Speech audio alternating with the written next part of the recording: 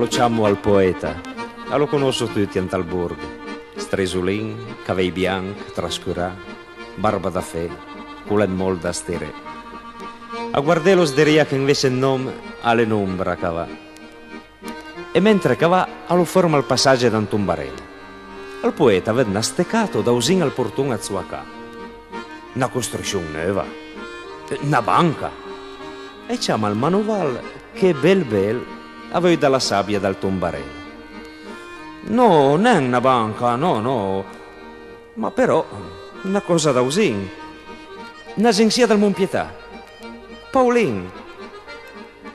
Mentre le rondole in cielo la conto, mentre il sole lo scauda ant la strada, ant la mente al poeta i passa un'onda, la sua vita, studente e i commerci con il Monpietà, la laurea e la condanna che per bella che sia alla un nome.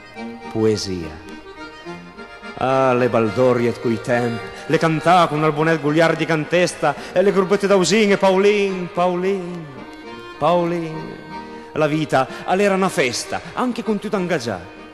Bin Perlonca scantava: noi siamo le colonne del Monte di Pietà.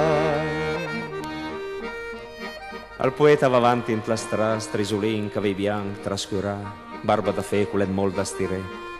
Anche una vusa misa lo ferma. Ehi, poeta, come va? La vusa Martin, il suo amico Ciavatin.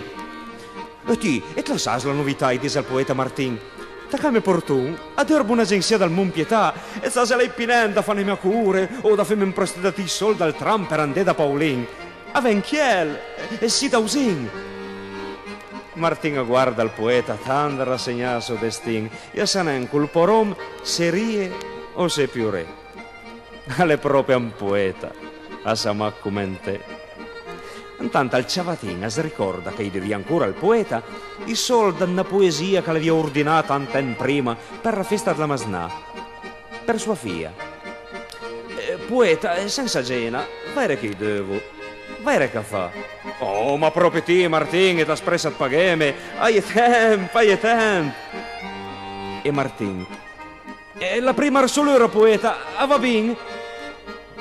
Asnava il poeta per le strapie in sul, mentre le rondole sconto storie d'amore, a pensa, a combina. Andrà a ritirare pian pianin la sua roba ingaggiata da Paulin. Paulin col lontan, per butela da Paulin col visin. Sarà un'illusione da poeta, ma chi la dirà che sua roba alla tutta sua casa.